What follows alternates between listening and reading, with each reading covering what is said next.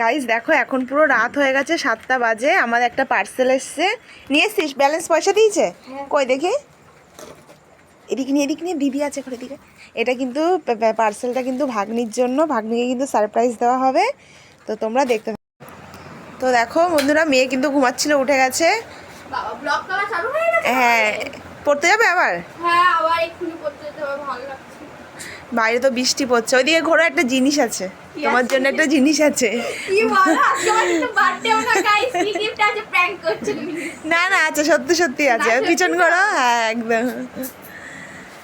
চোখ খোলো, চোখ খোলো, চোখ খোলো।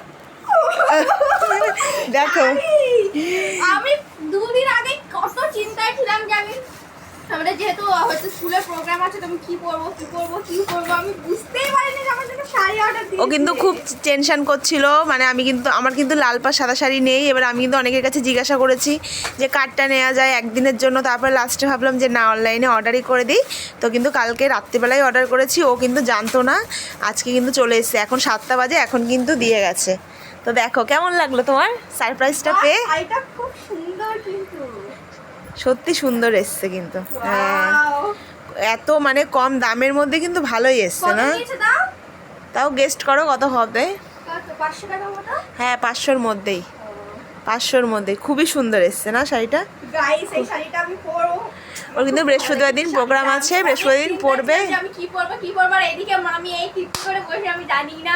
সত্যি আমার মামি আমাকে খুব ভালোবাসে। থ্যাংক ইউ সো মাচ এই শাড়িটা দেওয়ার জন্য। দেখো ভীষণ খুশি হয়ে গেছে। তো বন্ধুরা দেখো, ভাগ্নি কিন্তু পার্সেলটা পেয়ে খুব খুশি হয়ে গেছে। ও কিন্তু পড়তে চলে গেছে, ছেলেও পড়তে চলে গেছে। আজকে কিন্তু মেয়ে পড়তে যায়নি, ঘুমাচ্ছিল। তো মেয়ে আর আমি বাড়ি, ও বলছে এটা খাবো ওটা খাবো। এবার ঘরে কিছু নেই, ছেলে বাড়ি নেই, ছেলে রাখলে কিন্তু বাইরে থেকে খাবার কিনে নিয়ে আসে। তো এখন মুড়ি আর চানাচুর মাখিয়েছি, আর এখানটায় করেছি লাল চা আর টোস্ট। ও কিন্তু টোস্ট দিয়ে খাচ্ছে। ও কিন্তু চাটা খাবে না, কিন্তু টোস্টটা দিয়ে ভিজিয়ে খাবে শুধু। তুমি কি খাচ্ছ? টোস্ট। তোমার এখন কি খাওয়ার ইচ্ছা ছিল সন্ধ্যাবেলায়? চিপস। কিন্তু দাদা আসবে, তারপরে কে এনে দেবে তোমাকে চিপস? কে এনে দেবে বলো? ও কিন্তু চিপসের বায়না করেছে অনেক, বুঝিয়ে ওকে কিন্তু এটা দিয়েছি। ও দাদা আসবে তারপরেই কিন্তু এনে দেবে, তাই বলেছে। আমাদের বাড়ির সামনে প্রচুর কাঁদতে হবে না, দাদা এসে এনে দেবে তো দাদা, বললাম তো আমি। বাড়ির সামনে প্রচুর কাদা, ওর জন্য বেরোতে ভালো লাগে না। ও দাদা আসবে, এসে কিন্তু নিয়ে আসবো। ও কিন্তু বাইরে টুকটাক দোকানগুলো কিন্তু ওই করে। আর বুনোরও খাবারের বায়না। আমি যাবো, তুমি ঘরে একা থাকবে? না মা, অনেকটা কাদা রাস্তায়।